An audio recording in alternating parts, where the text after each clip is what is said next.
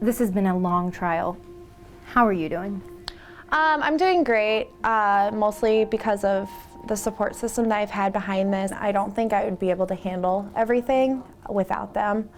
When I want to cry, when I just don't know what to do, I can talk to them. If I just want to talk about my mom, they're there. Is there one memory in particular you remember most about Cori?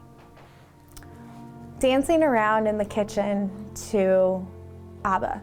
I still listen to them just because of that, but we would just have girl moments and just dance around and sing and Dancing Queen and doing all that, and I think I listen to them because it still brings me so much joy from that. She was a real person. She was a beautiful person. She shouldn't be labeled because of this. Having her looked at in the limelight now is almost hard because she is not being seen as the person that she was. What were you feeling the day that you testified?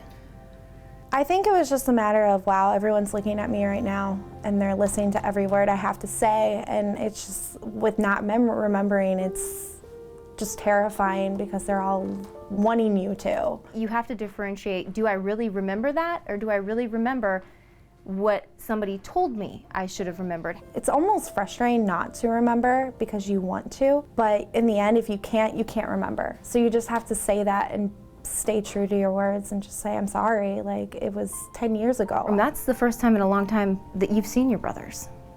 Yeah, that was hard, not to have each other's support, because we've always been a very close relationship between the four of us, and to not be able to protect them the way I would and not be the big sister that I want to be for them. You've also had every single detail rehashed out in court, out for the open for everyone to see. It's almost like losing her again. I feel like at the age of 12, I had to figure out how to deal with everything. And even at the age of 22, I still have no idea how to do it, and I'm just losing her all over again. There have been autopsy photos, there have been scene photos. You don't want to see those photos. I see my mother as the beautiful smiling woman that she was, and I don't want to look at those pictures because I don't want them to get embedded in my mind and take away that beautiful picture of her. Do you go visit her? Do you talk to her? Yes, I do, actually, most of the time when I'm back, and I'll actually have friends who are like, hey, we're gonna go visit your mom today. And so they will drive me out to make sure that I'm still going, because sometimes it is hard to be like, okay, I'm 22 years old and I'm gonna go visit my mother in some place most people don't want to visit. What would she say to you to help you get through this? Don't let it overcome you. Power through it and stay strong, and I think that's where my motivation of be a survivor, and they always say that it gets easier, and it doesn't.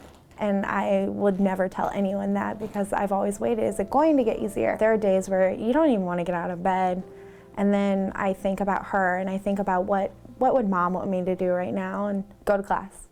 Do your day like you would. And so that is a huge motivation of, okay, get out and be you. Don't let it overcome you. If it is a conviction or if he's found innocent, have you really mentally, have you prepared for that? I think there's no way to prepare for any of this. Every day is just a new day, and you just go through it emotionally and you figure out how to deal with it. I don't know if the forgive is in my mindset, but I think it's more of moving on and moving forward with my life. I'm 22, going to be starting work soon, graduating college, so I just have to make sure I keep myself in mind and make sure I'm going forward with my hopes and dreams.